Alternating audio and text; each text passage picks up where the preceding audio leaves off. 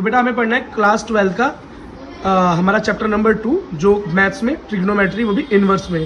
बेटा इनवर्स का मतलब होता है किसी चीज़ को जब हम उल्टा कर दें, क्या कर दें, उल्टा कर दें, तो उसको इनवर्स बोलते हैं। ठीक, देखो बेटा जैसे हमने क्या पढ़ा थे, ट्रिग्नोमेट्री के फंक्शंस क्या पढ़े थे, sine theta, cos theta, tan theta, cosec theta, sec theta, cot theta. अब इसका अगर हम इनवर्स कर दें तो उसे हम क्या बोलेंगे, sine inverse theta, cos inverse theta, tan inverse theta, cosec inverse theta, sec inverse theta, cot inverse theta. बेटा इनवर्स का मतलब क्या हुआ, देखो इनवर्स का मतलब होता है 1/, अगर इसको मैं एक्चुअल वैल्यू लिखूँ तो ये हो जाएगा साइन 1/sin थीटा। अगर कॉस की बात करूँ तो हो जाएगा 1/cos थीटा। एक्चुअली भी यही चीज़ इस तरह से रिप्रेजेंट कर दी जाती है। अगर सिंपल वे में लिखा जाए तो ये है, बात समझ में आ गया। देखो बेटा 10th क्लास में बेटा हमने ये पढ़ा था साइन, कॉस, टैन, कॉसेक, सेक, कॉट जो होते हैं इनके बीच का इंटर रिलेशन क्या है।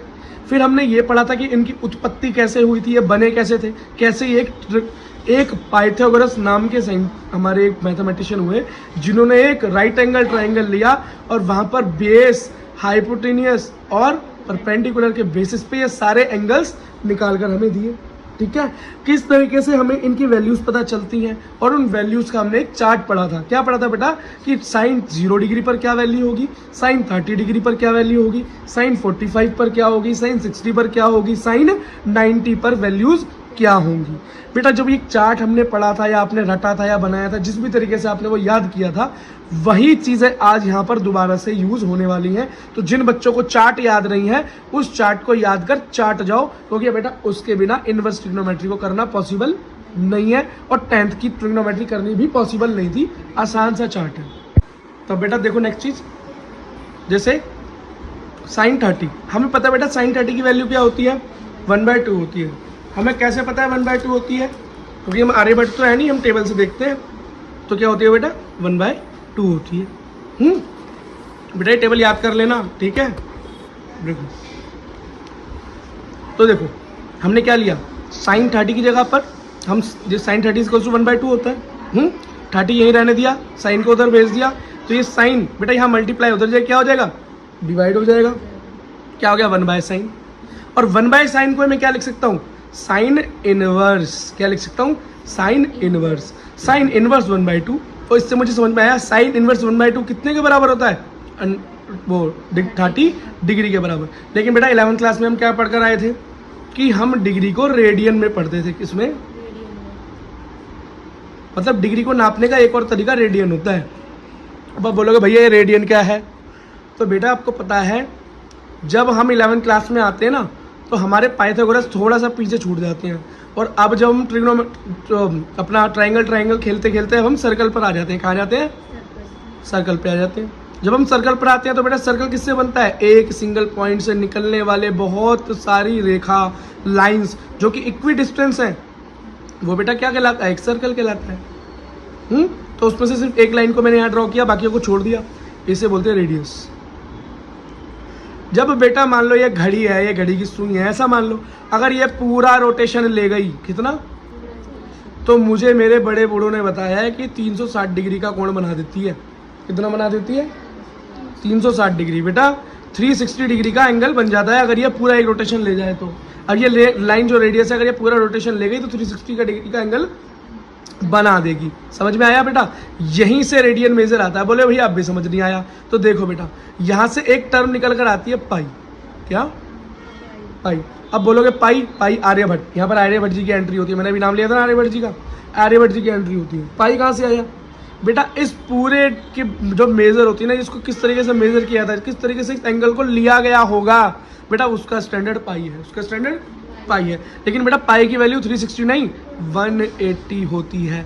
इसका मतलब अगर ये आधा ही रोटेशन करे, कितना, आधा ही रोटेशन करे, तो वो 180 डिग्री के बराबर होता है। तो अब मुझे 30 डिग्री बनाना है, कितना, 30। और इस पाई का यूज करके, मतलब मुझे रेडियन में चेंज करना है, इस पाई का यूज करके चेंज करना है। तो 30 कैसे आ सकता है, तो बेटा पाई होता है 180। तो 180 से मैं ऐसा क्या काट दूं कि मेरा 30 डिग्री हो जाए, बोलो जल्दी बोलो, जल्दी बोलो। बेटा पाई है मेरे पास, उस पाई को मुझे 30 डिग्री बनाना है। ये 30 डिग्री को उस पाई के इक्वल करना है, लेकिन पाई तो होती है 180। तो 180 में से किस ऐसे नंबर की डिवाइड, किस नंबर से डिवाइड करूं, 6 की डिवाइड कर दो। अगर देखो 6 या 18 0, अगर मैं पाई की डिवाइड 6 से कर दूं तो मेरा 30 डिग्री। तो मैं कह सकता हूं कि साइन इनवर्स 1/2 की वैल्यू जो कि 30 डिग्री है, लेकिन 12th वाले क्या कहते हैं हमें तो रेडियन में चाहिए, तो बोल दो ठीक है भाई रेडियन में होगी π/2। बात समझ में आ गई? क्लियर है? ओके बेटा नेक्स्ट है x × y = 5। कितना है? 5। बेटा एक पैटर्न बता रहा हूँ, इस क्वेश्चन को सॉल्व करने का एक पैटर्न बता रहा हूँ। वैसे पैटर्न तो ऊपर सॉल्व कर चुके हैं, एक बार इस पैटर्न को देख लो। अगर बेटा y को इधर छोड़ दे और x उधर जाए तो क्या हो जाएगा? 5/x।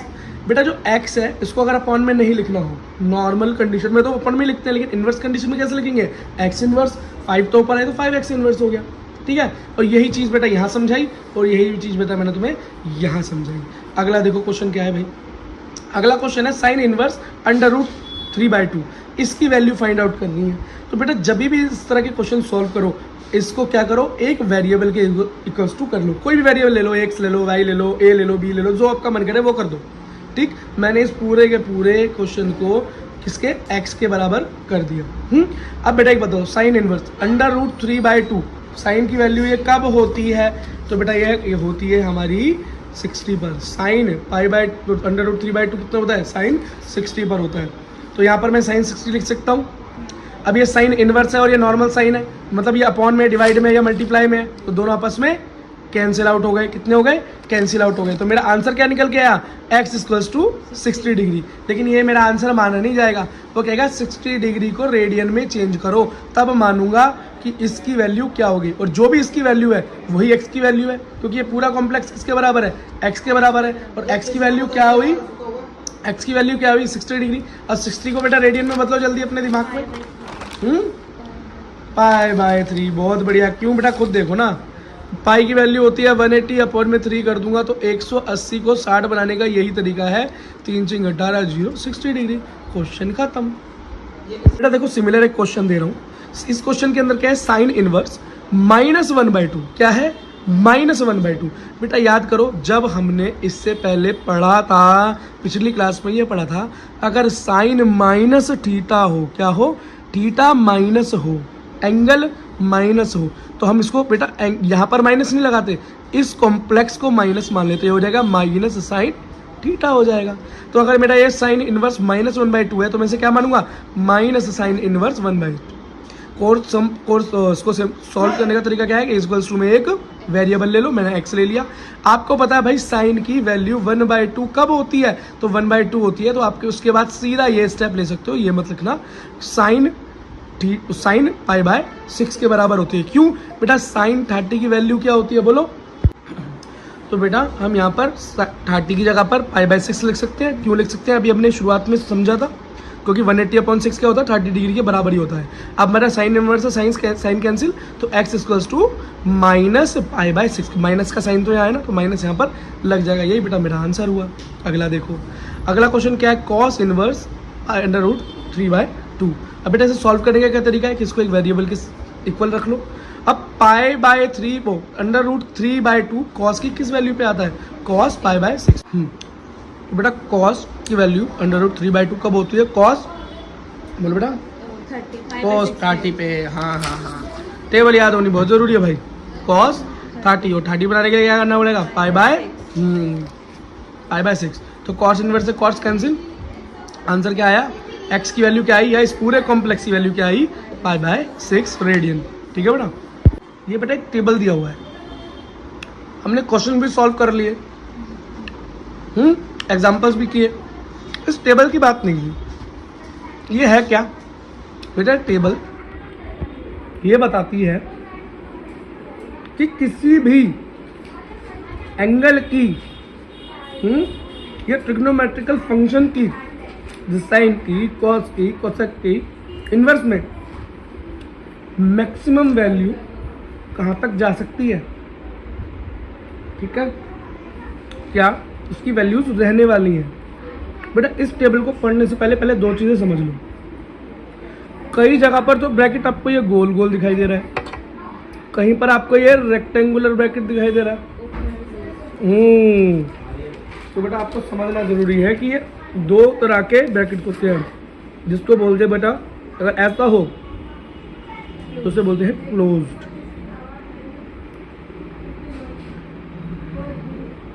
मतलब मैं बोलूँ 1 से लेके 10 तक, तो क्लोज का मतलब है कि 1 भी इंक्लूडेड है और 10 भी इंक्लूडेड है। लेकिन अगर मैं ऐसा लिख दूँ तो मैं बोलूँगा ओपन इंटरवल, जिसके अंदर 1 भी नहीं लेंगे, 10 भी नहीं लेंगे, बीच में नीचे अंदर बीच में जो भी है सब इंक्लूड होगा। ये बात समझ में आ गई? तो आप जरा टेबल पर ध्यान दो। देखो बेटा, इस टेबल ने बताया मुझे, बेटा एक चीज याद रखना, कौन कौन इंटर रिलेटेड है। पेंसिल लिखोगे? चलो बेटा, अभी जितने पेंसिल आ रही है तो समझाता हूँ। बेटा जो साइन की वैल्यू होती है वो कहाँ से कहाँ तक है? वो है -π/2 से π/2 के बीच, मतलब -90 डिग्री से 90 डिग्री के बीच। ठीक है, यही इसकी वैल्यू। अब ये क्लोज इंटरवल है, इसका मतलब -90 डिग्री को इंक्लूड करेंगे और +90 डिग्री को भी इंक्लूड करेंगे। मतलब बेटा मेरे साइन वाले क्वेश्चन का जो भी आंसर आएगा वो कभी भी इस इंटरवल से बाहर नहीं आ सकता, और जो वैल्यूज आएंगी वो -1 और 1 के बीच में ही लाई करेंगी। इससे नीचे और इससे ऊपर कभी भी नहीं होंगी। अगर ऐसा हो रहा है तो समझ लेना आपका क्वेश्चन या तो गलत है या आप क्वेश्चन में मिस्टेक कर रहे हैं। अभी रीचेक करवा देता हूँ। अभी बेटा हमने क्वेश्चन किए हैं ना पीछे साइन के। ये देखो बेटा, एक क्वेश्चन ये किया था हमने, क्वेश्चन क्या किया था, मैस कर दिया। जो शुरू वाला देखा था, शुरू वाला देखो जरा बेटा। यहाँ पर हमने जो वैल्यू निकाली थी, ये देखो यहाँ पर हमने जो वैल्यू निकाली थी, तो वैल्यूज क्या निकली थी बेटा?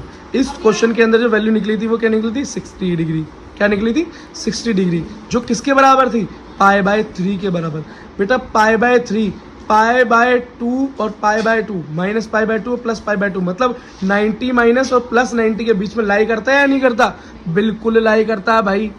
60 डिग्री 90 से अंदर तो लाई करेगा ही ना। बेटा देखो थोड़ा सा दिमाग लगाओ।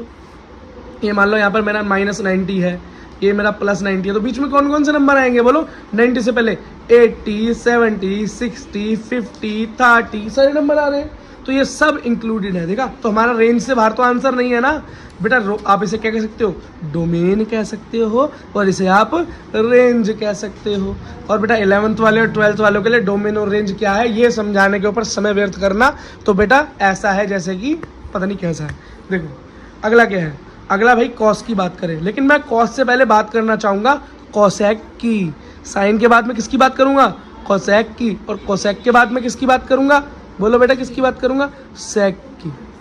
किस आप बोलोगे भैया कॉस, टेन और कॉट को क्यों छोड़ दिया? अभी बताता हूँ क्यों छोड़ दिया। क्योंकि बेटा मैं इसलिए इनको एक्सक्लूड कर रहा हूँ और कुछ ही को इंक्लूड कर रहा हूँ। क्यों? क्योंकि देखो बेटा क्लोज इंटरवल कहाँ पर है? पहला, फिर साइन पे, फिर कोसेक पे, फिर बेटा कहाँ है क्लोज इंटरवल? सेक पर। और बाकी पर कैसा इंटरवल है? हाँ, साइन पर, कॉस पर भी है, हम कॉस को भी लेंगे। और बेटा कहाँ है? कोसेक पर है और हमारा सेक पर है। बाकी हमारे देखो टेन पे, कॉट पे, है ना। ये किस तरह के इंटरवल्स हो गए हमारे। अब तो इस ऐसा कुछ नहीं, इनको साथ रखना है, बस याद करने का एक तरीका है। अब ये खुद देखो बेटा, अब इससे भी ज़्यादा एक गैदरिंग क्या करनी है। देखो साइन की जो रेंज है वो क्या बन रही है? -π/2 से π/2, मतलब -90 से +90। अगला ऐसा कौन सा फंक्शन है इसकी यही वैल्यू बन रही है? कोसेक। देखो -90 से +90, बस यहाँ पर 0 माइनस किया हुआ है। क्यों किया हुआ है? टेबल दिखाओ। अभी दिखाता हूँ क्यों किया हुआ है बेटा। इसलिए किया हुआ है कोसेक पे 0 पे, इसलिए क्या हुआ है क्योंकि कोसेक 0 होता है नॉट डिफाइंड। कोसेक 0 क्या है? Not defined. तो कोसेक 0 डिग्री को पहले से बेटा वहां से क्या कर दिया उन्होंने? निकाल दिया, एक्सक्लूड कर दिया। तो याद रखना कोसेक में 0 डिग्री को इंक्लूड इसलिए नहीं किया क्योंकि वहां पर उसकी वैल्यू क्या है? अनडिफाइंड है। अगला देखो, अगला इंटरवल क्या है हमारा? π/2 से π/2, ये रहा जी, -π/2 से +π/2। लेकिन ये कैसा इंटरवल है मेरा? वो क्लोज इंटरवल है। कैसा है? Close interval. तो याद रखना बेटा हमारी कौन कौन से डोमेन सेम है? साइन, फिर उसके बाद कोसेक और फिर उसके बाद टेन। तो हम किस किस को साथ में याद कर लें? साइन को याद कर लो, कोसेक को याद कर लो और टेन को। बस टेन में याद रखना ये ओपन इंटरवल है, ये क्लोज इंटरवल है। बस बेटा इतना याद रखना, ठीक। तो इससे याद हो जाएगा, जब उसकी याद है तो उसका भी याद होगा, उसका भी याद रहेगा आपको। अगला देखो, अगला बेटा कॉस की बात करें तो कॉस की बेटा रेंज क्या जा रही है, वो जा रही है 0 से पाई, 0 से 0 डिग्री से पाई, मतलब 180, कितनी 180, कैसी क्लोज इंटरवल। अगली रेंज मेरी क्या जा रही है 0 से पाई, किसकी सेक की। तो अब मेरे को कॉस के साथ किसे रखना है, कॉस के साथ मुझे रखना है सेक, और एक और है 0 से पाई कॉट। बस ये बेटा याद करने का तरीका है, बस ताकि एक याद करूँ बाकी याद रहे मुझे, बस और कोई बात नहीं है बेटा, इसलिए बता रहा था मैं। अच्छा अब यहाँ देखो सेक के अंदर π/2 को काट रखा है, एक्सक्लूड किया हुआ है, तो क्यों किया होगा बोलो, π/2 मतलब क्या है सेक 90, और सेक 90 क्या होता है अनडिफाइंड, इसीलिए बेटा इसको यहाँ से एक्सक्लूड किया हुआ है। बाकी याद करने का तरीका आपको आ गया है बेटा। ये क्यों याद कराई जाती है, ताकि इसलिए आपको पता चले कि जो भी वैल्यू आप निकाल रहे हो वो जो भी उसका आंसर आ रहा है क्या वो विद इन रेंज है या नहीं है, और बाकी बेटा आगे भी इसका काफ़ी सारी यूज़ है।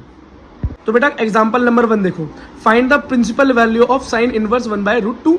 ये हम बेटा कर चुके हैं, दोबारा से कर लेते हैं। सबसे पहले बेटा हम इस पूरे कॉम्प्लेक्स को एक वेरिएबल के बराबर कर लेते हैं। हम x लेते थे, इन्होंने y ले लिया, कोई दिक्कत नहीं है, ठीक है। अब बेटा एक बात बताओ कि ये जो 1/2 है ये साइन की किस वैल्यू पे होता है, बोलो 1/√2।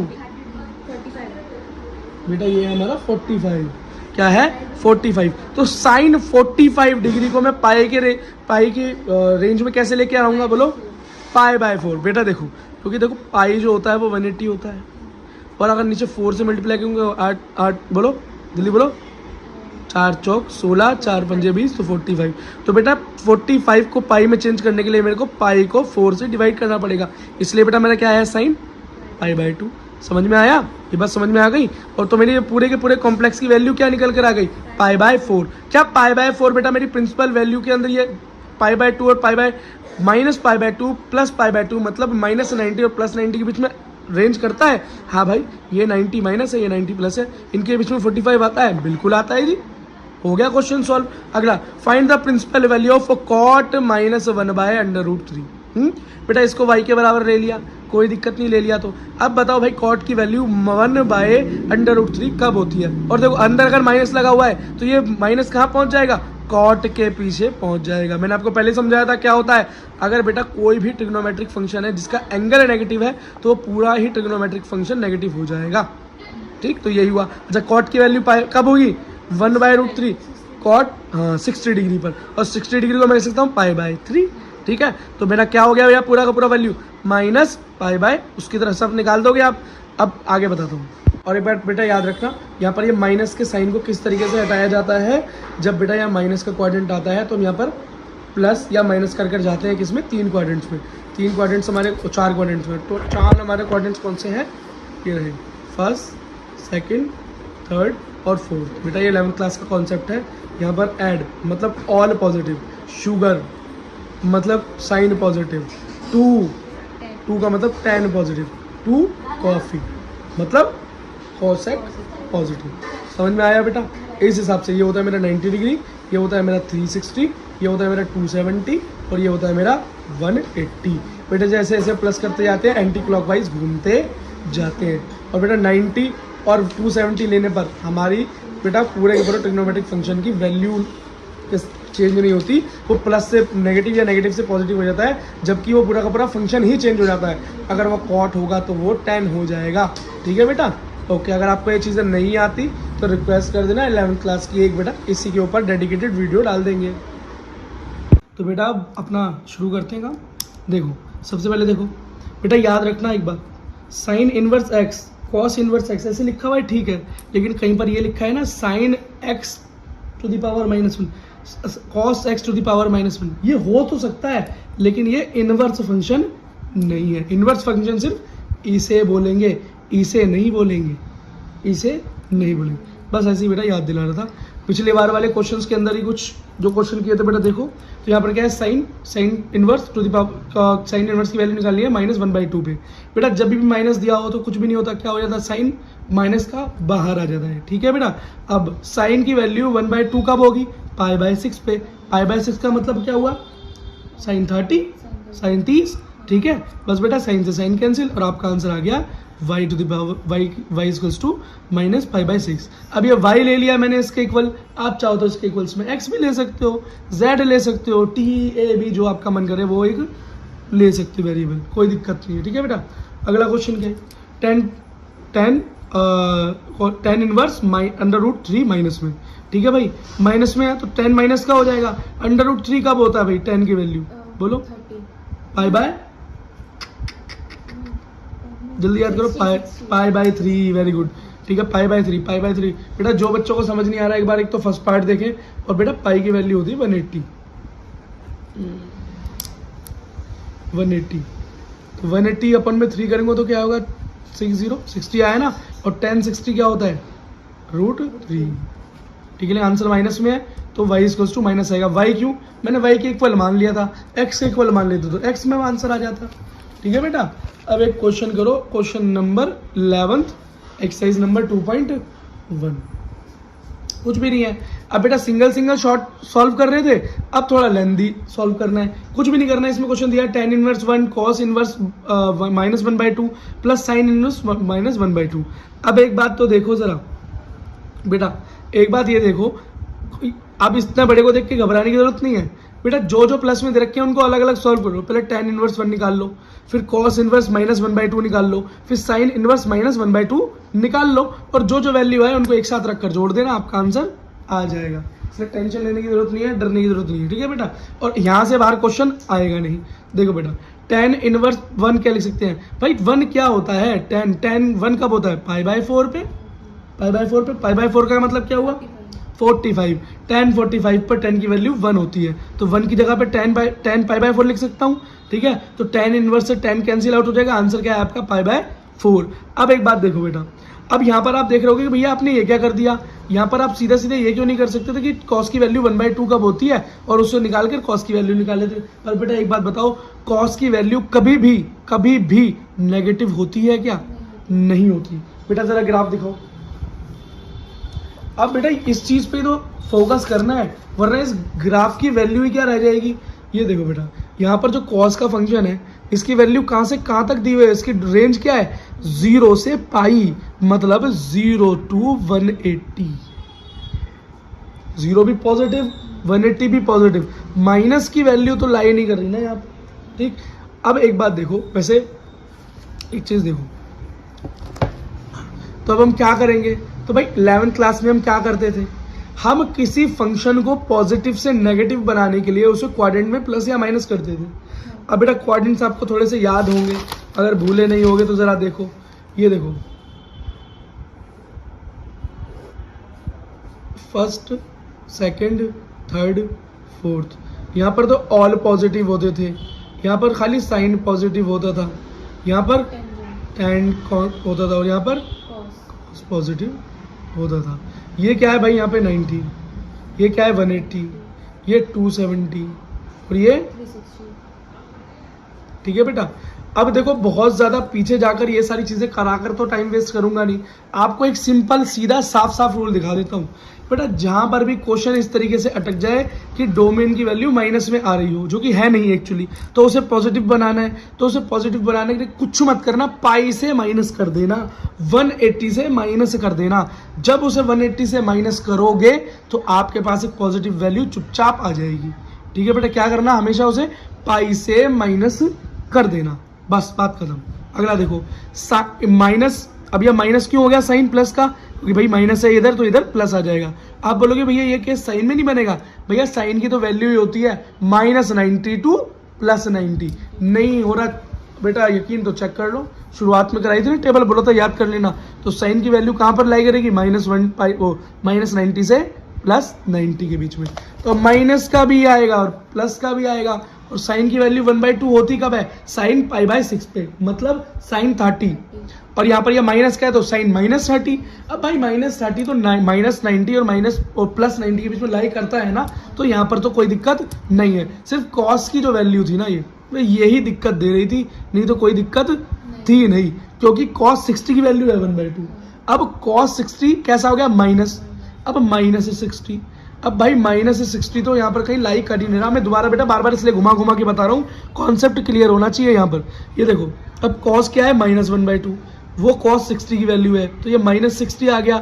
अब बेटा ये -60 है क्या है, इसके अंदर लाई कर भी रहा है, तो ये 0 डिग्री और 180 डिग्री, और ये भी पॉजिटिव ये भी पॉजिटिव, -60 तो नहीं आया ना इसके अंदर, तो ये लाई नहीं करता, तो इस -60 को मुझे पॉजिटिव का 60 बनाना है, इसलिए मैं क्या करूंगा, इसे 180 से माइनस कर दूंगा, 180 से माइनस कर दूंगा। बस समझ में आ गई, बस इतना याद रखना कि पाई से माइनस कर देते हैं। अगर अब देखो बेटा हुआ क्या, जब मैंने 180 से 60 डिग्री को माइनस किया, cos 1/2 60 होता है सॉरी, तो ये क्या आया, पॉजिटिव 120, 120 डिग्री आया पॉजिटिव। और एक बात बताओ, ये कहाँ लाई कर रहा है, ये लाई कर रहा है ना 0 और 180 के बीच में लाई कर रहा है ना, कर रहा है, तो ये मेरा पॉजिटिव फंक्शन हो गया। ठीक है बेटा, अब देखो, अब यहाँ 10 से 10 कैंसिल, नीचे लिखूंगा, अभी मैंने लिखा नहीं, बस इसको कैरी ऑन कर रहा हूँ। अब प्लस क्या हुआ, pi minus cos inverse, cos 1/2 कब होगा, पाई/3 पे कॉस 60 माइनस साइन इनवर्स, अब साइन 1/2 की जगह क्या लिख सकता हूँ, साइन पाई/6 मतलब साइन 30। अब बेटा जिसको टेबल याद नहीं है 10th क्लास की, जिसको बेटा sine cos tan cosec sec cot की टेबल याद नहीं, वैल्यूज नाम याद नहीं, 0 डिग्री 90 डिग्री तक वैल्यूज याद नहीं, वो बेटा एक्सरसाइज 2.1 में फंस जाएगा, फंस ही जाएगा। तो बेटा जिसको 10th क्लास में जिसने ट्रिग्नोमेट्री अच्छे से नहीं की थी वो 2.1 में फंसेगा, और जिसने 11th अच्छे से नहीं की थी वो 2.2 में फंस जाएगा। इसलिए बेटा मैं सलाह दे रहा हूँ कि एक बार 10th अपने 12th के अंदर 2.2 पढ़ने से पहले एक बार 11th की ट्रिग्नोमेट्री का शुरुआत जरूर पढ़ लेना, 2.2 के लिए भी और 2.1 के लिए भी। क्यों बेटा, कॉन्फिडेंस बढ़ जाएगा, क्या हो जाएगा, कॉन्फिडेंस बढ़ जाएगा, और आराम से क्वेश्चन सॉल्व हो पाएंगे, क्योंकि कुछ नहीं है, उसी को कैरी फॉरवर्ड किया हुआ है यहाँ पर और ईजी है। अब देखो यहाँ पर सबकी वैल्यूज देखो, 10 से 10 कैंसिल, कॉस से कॉस कैंसिल, साइन से साइन कैंसिल, क्या बचा, पाई/4, इधर पाई माइनस पाई/3 और या पाई/6। ठीक है बेटा, इन सब का एलसीएम लेंगे तो 4, 3 एंड 6 का एलसीएम आया 24, ऊपर पाई क्या आया 6 pi plus 24 minus 8 pi minus 4 पाई।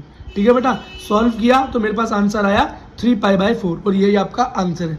जिस बच्चे को बेटा ये प्लस माइनस में दिक्कत है वो एक बार मैं यहाँ पर सॉल्व करके दिखा देता हूँ, अगली बार बेटा हमारी पुरानी 8th क्लास वाली वीडियोस देख लेना। और शर्म वाली बात नहीं है बेटा, अगर दिक्कत आ रही है कैलकुलेशन में, बोर्ड का एग्जाम है, कोई दिक्कत नहीं बेटा, जब ये नंबर अलग अलग होते हैं तो इनका एलसीएम करते हैं नीचे, 2 2 3 2 3 3 3 3 2 1 जा 2 3 का 3। अब बेटा एलसीएम तो आती होगी, अब ये 3 से गिर गया, 2 दूनी 4 4 तिया 12 12 दूनी 24। अब बेटा 24 जब आया यहाँ पर तो 4 के पहाड़े में 24 कितने बार आता है, ठीक ऊपर वाले से मल्टीप्लाई करते हैं, एक है इसके नीचे तो 1 मान लेते हैं, 1 के टेबल में कितनी बार आता है, ऊपर से मल्टीप्लाई कर देते हैं, 3 के टेबल में कितनी बार आता है, ऊपर से मल्टीप्लाई कर देते हैं। बस बेटा यही एक तरीका है, और अब खुद ही बोल रहे हो कि क्या भैया बचकाना काम करवा रहे हो। ठीक है, तो क्वेश्चन खत्म हुआ, अगला क्वेश्चन देखो बेटा।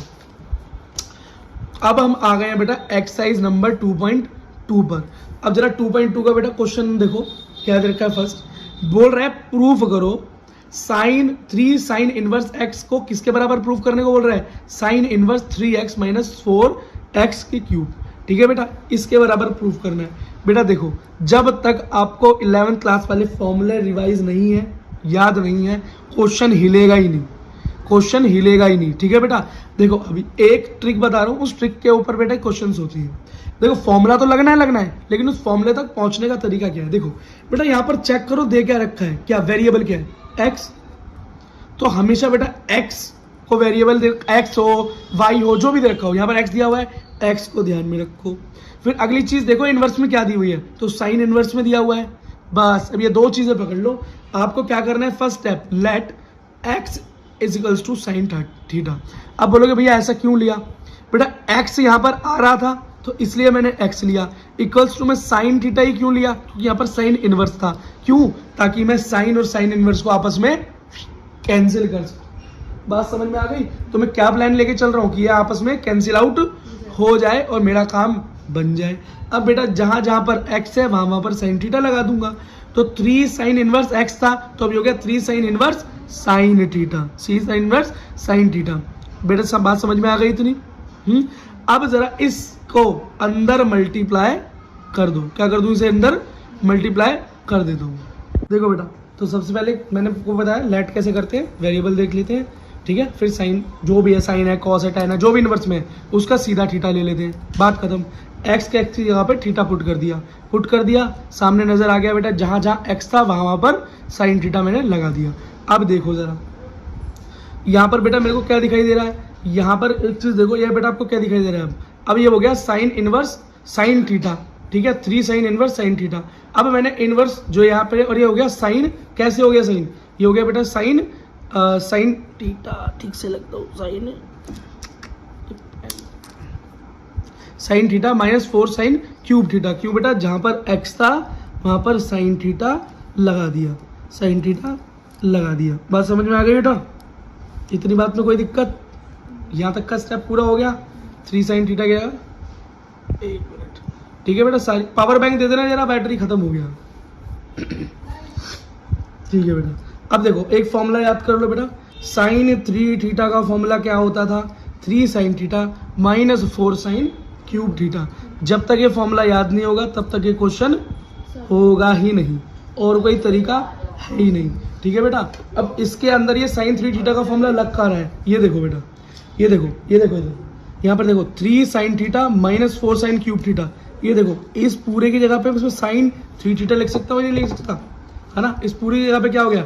साइन 3 थीटा लिख सकता हूँ। क्यों लिख सकता हूँ? क्योंकि ये मेरी क्या है? आइडेंटिटी है ना? अब ये पूरा साइन थीटा के बराबर हो गया, तो 3 थीटा ये रहा, साइन रह जाएगा साइन इनवर्स। अब साइन से नॉर्मल साइन कट जाएगा, 3 थीटा बराबर 3 थीटा हो गया, और मैं कह सकता हूँ मेरा left hand side right hand side के बराबर है। क्वेश्चन नंबर 2, अब ये याद रखा है 3 cos इनवर्स x को प्रूव करना है। cos inverse 4x cube -3x के बराबर करना है। अब यहाँ 3x ये सारे सामान दिखाई दे रहे हैं आपको, तो cos 3 थीटा का फॉर्मूला लगना ही लगना है। याद है तो बल्ले बल्ले, नहीं है तो थल्ले थल्ले, थल्ले थल्ले होने मत देना, याद कर लो। x दिया है तो x बराबर cos इनवर्स है तो cos ले लिया। क्यों? cos इनवर्स से cos को कैंसिल करना है ना। अब जहां जहां पर x था वहां पर cos थीटा ठोक दिया। अब 3 cos इनवर्स x की जगह पे cos theta equals to cos inverse 4x cube, तो cos square cube theta -3x तो 3 cos थीटा। बात खत्म। अब एक चीज देखो, cos से cos कैंसिल हो गया, क्या बचा? 3 थीटा। अगला देखो अंदर क्या है? 4 cos cube theta -3 cos cube. बेटा ये फॉर्मूला होता है cos 3 थीटा का या cos 3x का। तो cos 3 थीटा का फॉर्मूला ये हो रहा बेटा, ये लिख दिया मैंने, इसको एग्जैक्ट यहाँ पर रख दिया। तो इसकी जगह पर क्या रख सकते हैं हम? cos 3 theta. ठीक है, तो यहाँ पर बेटा cos या इनवर्स में, और यहाँ पर cos पॉजिटिव, दोनों आपस में कैंसिल। हमारा आंसर क्या आया? 3 थीटा इक्वल्स टू 3 थीटा, या left hand side equals to right hand side. बात खत्म। क्वेश्चन चारों खाने चित। अगला क्वेश्चन देखो बेटा, अगला क्वेश्चन है right the function in the simplest form. अब बेटा क्वेश्चन नंबर 3 ये कह रहा है कि क्वेश्चन को सिंपलेस्ट फॉर्म में लिख दो। किस में लिख दो? सिंपल से सिंपल फॉर्म में लिख दो। बेटा एक बार इस क्वेश्चन को करना देख लो, यही एक क्वेश्चन सबसे लेंथी क्वेश्चन है। इसके अलावा सारे क्वेश्चन इसके छोटे छोटे रिश्तेदार हैं। ठीक है, देखो क्वेश्चन बेटा जो भी दिखा रखा हो, इनवर्स में कुछ भी हो, फिर यहाँ पर वेरिएबल क्या रखा है? x, तो x equals to tan theta. क्यों लिया? इनवर्स था तो tan से tan इनवर्स को कैंसिल करने वाला सिस्टम ही लेंगे। और बेटा यहाँ से एक चीज और करनी होती है, थीटा की वैल्यू भी निकाल लो। अगर थीटा की वैल्यू निकाल लो क्या आएगा? tan inverse x। क्यों आ गया? tan इधर गया तो मल्टीप्लाई हुआ तो इधर डिवाइड हो गया, और डिवाइड में हुआ तो हम लिख सकते हैं पावर 1, तो tan इनवर्स x। ये दोनों चीजें आ गई, x की वैल्यू भी और पाई की वैल्यू भी। अब कहाँ यूज होगी अभी आगे देख लेना। तो बेटा क्वेश्चन ये रहा, अब जहां जहां पर x था वहां पर tan थीटा लगा दिया। देखो 1 + x² - 1 अपॉन x, तो 1 + tan² थीटा अपॉन में tan -1। ठीक है, इतनी बात समझ में आ गई? कोई दिक्कत? कोई दिक्कत नहीं। अब बेटा एक फॉर्मूला याद कर लो, यहाँ से एक फॉर्मूला याद आ रहा है कि 1 + tan² थीटा किसका फॉर्मूला होता है? sec2 थीटा का फॉर्मूला होता है। sec2 थीटा, हाँ sec² थीटा, सॉरी स्क्वायर वाला है ना, स्क्वायर थीटा। मेरा स्क्वायर भी ऐसे बनता है कि 2 की तरह लग रहा है, वैसे इतना जरा ध्यान रखना। ठीक है बेटा, तो यहाँ पर मैंने लिख दिया sec² थीटा -1 अपॉन में 10। ठीक है, अंडर रूट से स्क्वायर कैंसिल हो जाता है, आपको पता है अंडर रूट से स्क्वायर कैंसिल हो जाता है। अब क्या बचा मेरे पास? sec थीटा -1 अपॉन में tan थीटा। बात समझ में आ गई? देखो बेटा अब ये देखो, अब इसको आपस में खत्म करना है, तो बेटा tan को मैं लिख सकता हूँ sin upon cos theta, sec को मैं लिख सकता हूँ 1/cos थीटा।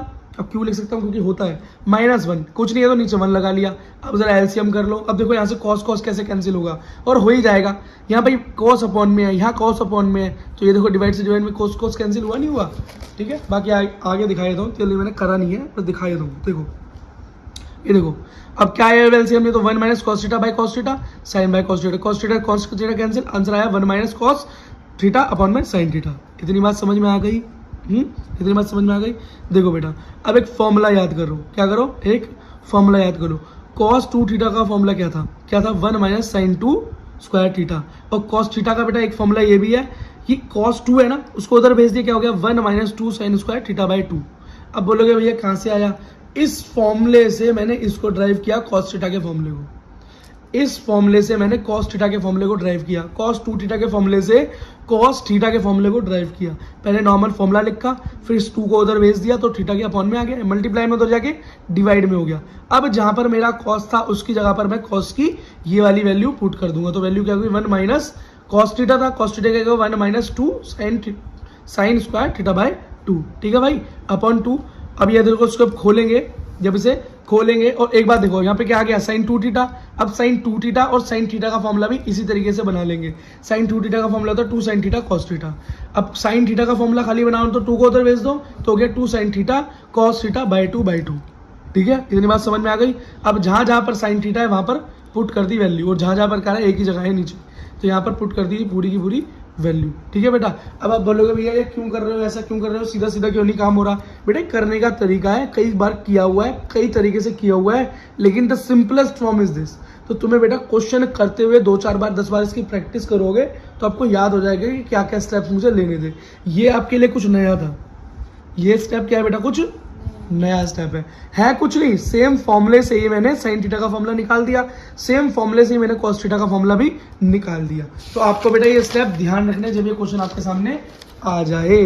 ठीक है बेटा, अब जब सारी वैल्यूज पुट की और ब्रैकेट खोला तो 1 minus 1 plus 2 sine square theta by 2। अब अभी क्या हो गया 2 sine theta by 2 cos theta by 2।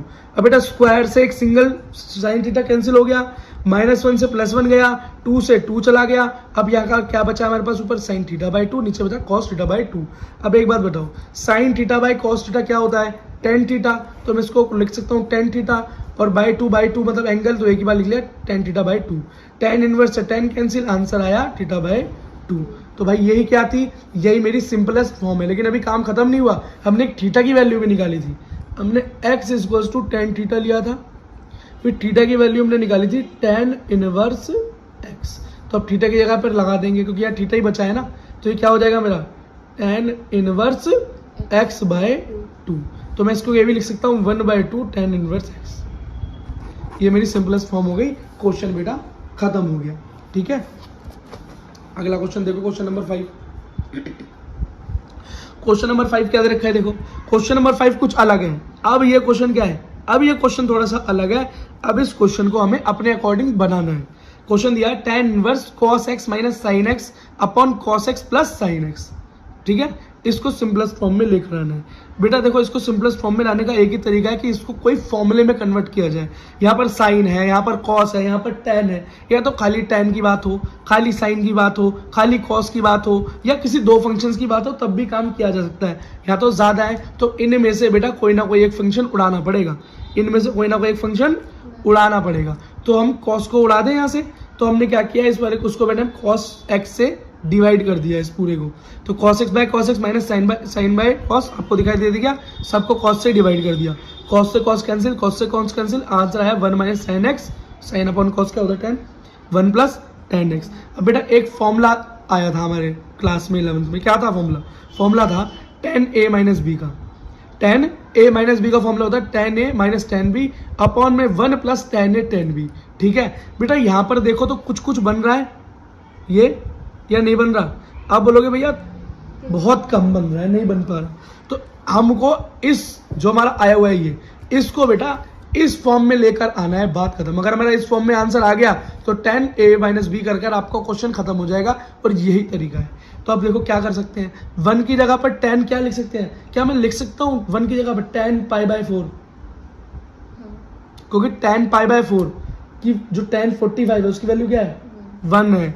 तो बेटा मैं लिख सकता हूँ ना 1 की जगह पे tan π/4, और नीचे भी, अब नीचे क्या लिख सकता हूँ, नीचे का तो नीचे 1 चाहिए मुझे फॉर्मूले के अकॉर्डिंग, इस वाले 1 को चेंज नहीं करूंगा मैं, क्योंकि ये मुझे फॉर्मूले के अकॉर्डिंग यहाँ पर चाहिए। प्लस मैं यहाँ पर लिख सकता हूँ tan π/4 मल्टीप्लाई tan x। बेटा क्यों लिख सकता हूँ, अगर 1 की मल्टीप्लाई tan x से होगी तो कोई फर्क पड़ेगा, कुछ फर्क नहीं पड़ेगा, लेकिन मेरा फॉर्मूला दिखना लगेगा मुझे यहाँ पर। अब देखो फॉर्मूला दिखाई दे रहा है, tan a minus tan b 1 plus tan a tan b, दिखाई दिया नहीं दिया, दिखाई दे गया। तो बेटा अब मैं इस फॉर्मूले की जगह क्या लिख सकता हूँ, tan इनवर्स तो बाहर हमारे साथ चल ही रहा है, यहाँ लिख सकता हूँ tan a माइनस बी। ए क्या था π/4, बी क्या ये। अब tan इनवर्स से tan कैंसिल, आंसर आया π/4 माइनस एक्स। ये सिंपलेस्ट फॉर्म आंसर आ गया। ठीक है बेटा, क्वेश्चन नंबर 7 देखो, tan inverse 3a square x minus x cube a cube minus 3ax square. बेटा इसे सॉल्व करना है।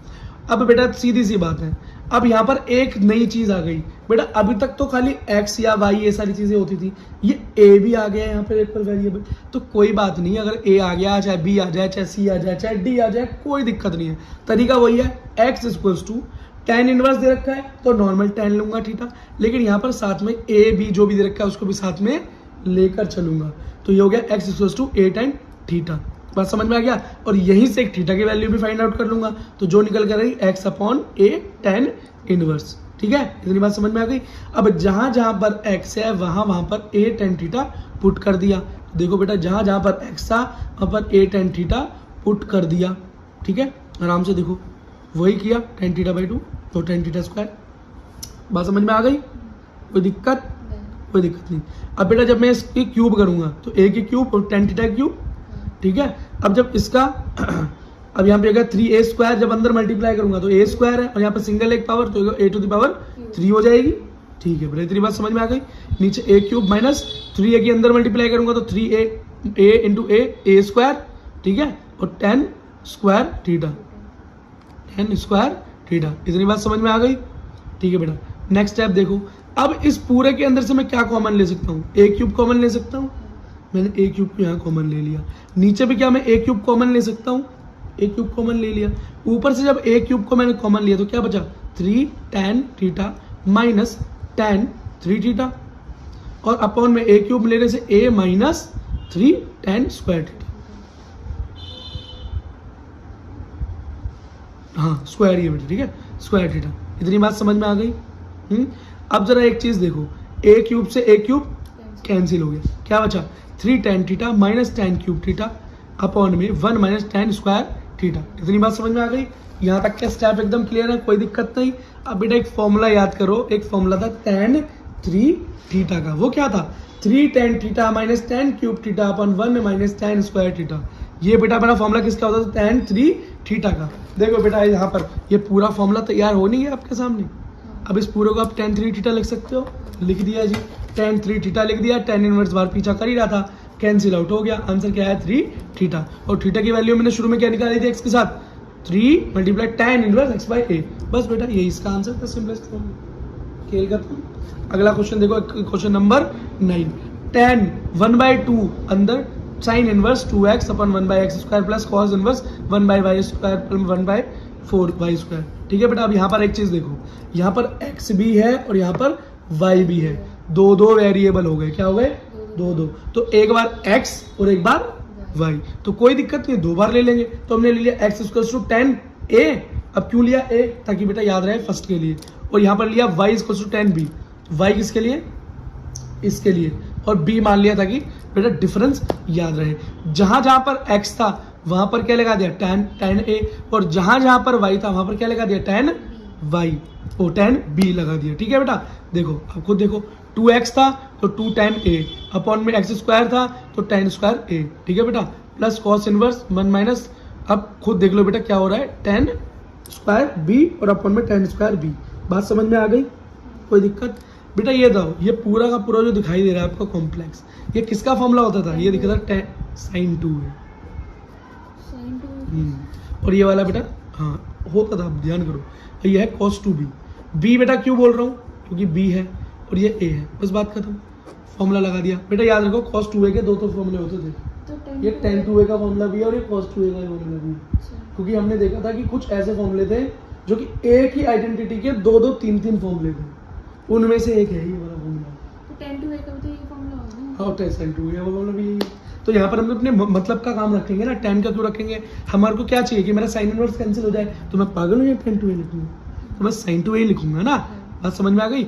और यहाँ पर cos 2a ले लिया, तो यहाँ पर मैंने cos लिखा, क्यों, ताकि मेरा cos से cos कैंसिल हो जाए, बात खत्म। अब अंदर जब ये दोनों चीजें कैंसिल हो गई तो मेरे पास बचकर तो कुछ बचा ही नहीं, बड़ा सा क्वेश्चन छोटा सा होकर रह गया, बचा 2a प्लस 2b। बात खत्म। कुछ और बचा? इसके अंदर से भी 2 कॉमन ले लूंगा तो क्या बचेगा? a plus B. 2 से 2 यहाँ पर कैंसिल हो गया। अब क्या बचा? tan a plus b. और tan a प्लस बी का फॉर्मूला क्या होता है? tan a plus tan b 1 minus tan a tan b। ये तो हमें पता ही है। तो बस बेटा अब जहाँ पर a था वहां पे x लगा दूं और जहां पर b था वहां y लगा दूं। क्यों? क्योंकि क्वेश्चन में a और b था ही नहीं, क्वेश्चन में तो x और y था, a और b तो मैंने माना था, तो मैं अपने मानने से तो आंसर लिख के आऊंगा नहीं, जो बेटा क्वेश्चन में दिया वो लिख देता हूं। अब x a की जगह x और b की जगह y लिख दिया, तो tan a की जगह x और इसकी जगह पर y। क्यों? क्योंकि tan a इक्वल्स टू क्या माना था? x और tan b क्या माना था? y। आंसर क्या निकल गया? x प्लस वाई अपन 1 माइनस एक्स वाई। खेल खत्म, क्वेश्चन यही है। ठीक है बेटा, क्वेश्चन नंबर 12 देखो। tan sin inverse 3/5 plus cot inverse 3/2। ठीक है बेटा, अब यहाँ पर एक चीज देखो, यहाँ पर दो चीजें अलग अलग दे रखी है। देखो यहाँ पर sin इनवर्स 3/2 दे रखा है, फिर यहाँ cot इनवर्स 3/2 दे रखा है। यह है क्वेश्चन नंबर 12। अब जो क्वेश्चन नंबर आपका 12 एनसीईआरटी के अंदर दे रखा है, इसे करने की ट्रिक क्या है बेटा? इसे करने की ट्रिक ये है कि यहाँ पर एक मैं फॉर्मूला बनाने की कोशिश करूँ sin a प्लस बी का। अगर इस पूरे कॉम्प्लेक्स को मैं a मान लूँ और इस पूरे कॉम्प्लेक्स को मैं b मान लूँ तो sin a प्लस बी का फॉर्मूला लगाया जा सकता है। उस फॉर्मूले को लगाने के बाद जो a है उसकी वैल्यू और जो b है उसकी वैल्यू को पुट कर लेंगे। अभी इसको आसान बनाएंगे। 10। ठीक है, तो बेटा मैंने क्या किया? इस पूरे कॉम्प्लेक्स को a माना और इस कॉम्प्लेक्स को b मान लिया, तो मेरा फॉर्मूला क्या हो गया? tan a plus b. मतलब tan a प्लस बी तो बचा। अब यहाँ पर क्या बचा? तो फॉर्मूला क्या होता है? tan a plus tan b upon 1 minus tan a tan b। ठीक है बेटा, इतनी बात समझ में आ गई? ठीक है। अब बेटा अगर मुझे यहाँ पर tan की वैल्यूज पता चल जाए, tan a tan b की वैल्यूज पता चल जाए और मैं यहाँ पुट कर दूँ तो बेटा काम हो जाएगा ना। बेटा याद करो 9th क्लास में हम क्या करते थे? अगर किसी एक ट्रिग्नोमेट्रिक फंक्शन की वैल्यू दे रखी है अपॉन में वो भी स्पेशली, तो हम बेटा तीसरे की वैल्यू निकाल सकते थे बाय पाइथागोरस थ्योरम। क्या दे रखा है? cot inverse 3/2 equals to b दे रखा है, तो मैं लिख सकता हूँ ना cot इनवर्स हो जाएगा तो क्या जाएगा? cot b 3/2। बेटा cot से tan बनाने का तरीका क्या है? cot का ठीक उल्टा क्या होता है? tan। तो भाई cot है 3/2 तो tan क्या होगा? 2/3। अब बेटा इसी तरीके से देखो sin inverse 3/5 equals to a माना था हमने। अब यहाँ पर 3/5 को इधर साइन को उधर भेज दो, क्या हो गया? sin equals to 3/5। वो क्या होता है? परपेंडिकुलर अपन हाइपोटेन्यूस होता है sin। और tan की वैल्यू निकालने के लिए मेरे को क्या चाहिए? अभी बोलो, बेस की वैल्यू चाहिए। तो बेटा हमारा फॉर्मूला क्या होता है? हाइपोटेन्यूस का स्क्वायर इक्वल्स टू, बोलो, हाँ, परपेंडिकुलर स्क्वायर प्लस बेस का स्क्वायर। तो बेटा हाइपोटेन्यूस क्या दे रखा है? 5 का स्क्वायर 25, 3 का स्क्वायर क्या हो गया? 9 प्लस बेस का और हमको पता नहीं है, वो हमें निकालना है। तो देखो क्या हुआ हमारा, निकल के क्या है? 25 माइनस 9 मतलब 16, स्क्वायर उधर गया तो √16, आंसर आया 4। तो बेटा tan क्या होता है? p/b, है ना, मतलब परपेंडिकुलर अपॉन बेस, और परपेंडिकुलर क्या है? 3 और बेस क्या है? 4। तो tan a की वैल्यू आ गई 3/4 और tan b की वैल्यू क्या आ गई थी यहाँ पर मेरी? 2/3। बस इस फॉर्मूले के अंदर पुट कर दो और आंसर तुम्हारे हाथ में। क्या आंसर तुम्हारे हाथ में? फॉर्मूला था क्या? tan a plus b, tan a plus tan b upon 1 plus वो 1 minus tan a tan b। तो tan a की जगह 3/4, tan b की जगह 2/3 अपॉन 1 माइनस 3/4 इंटू 2/3। बस बेटा आंसर क्या हो? 4 और 3 का एलसीएम क्या हो गया? 12। ऊपर क्या? 9 प्लस 8 17/12। नीचे क्या गया? 4 तिया 12, 1 माइनस 3/2 गया। सो ये क्या हो गया? 3 दूनी 6। ठीक है, 6 अपॉन 12। अब इसको सॉल्व करो तो 12 एकम 12, 12 माइनस 6 1/2। अब इसको सीधा कर दो, सीधा कर दो तो 7/12, ये ऊपर आ गया 2 मल्टीप्लाई 17 और 1 मल्टीप्लाई 12, तो हो गया 34/12। आप काटो इसको तो आंसर आया 17/6। बस बेटा यही क्वेश्चन था, यही आंसर था। खैर इजी था ये क्वेश्चन। तो अगर बेटा ट्रिक शुरू में ट्रिक समझ में आ गई, जो ट्रिक हमने अपनाई, जैसे फॉर्मूला लगाते रहते तो नहीं खाता घूमता, और फिर ट्रिक लगाती क्वेश्चन क्या हो गया? खत्म हो गया। ठीक है भाई, क्वेश्चन नंबर 10 देखो, ये बहुत ईजी है। देखो क्वेश्चन नंबर 10 क्या रखा है? साइन इनवर्स अंदर sin 2π/3। कुछ नहीं यार, इसमें 11th क्लास को याद करो। अब ये कॉम्प्लेक्स दे रखा है ना भाई, मतलब बड़ा दे रखा है, आपको लग रहा है बड़ा है, कुछ मत करो, इसको छोटा तोड़ लो और ब्रेक डाउन कर लो। और ब्रेक डाउन का तरीका क्या था? मैंने कुछ बोला था ब्रेक डाउन कर रहा है तो पाई से माइनस कर देना, बस खत्म। देखो बेटा, तो 2π/3 को मैं ये नहीं लिख सकता क्या? Pi minus π/3। जरा देखो 3 इंटू पाई क्या हुआ? 3π माइनस पाई क्या हो गया? 2π/3। तो यही तो आया। तो इसको मैंने क्या किया? तोड़कर लिख दिया। बात समझ में आई? ठीक है, अब इसका आंसर क्या हो गया भाई?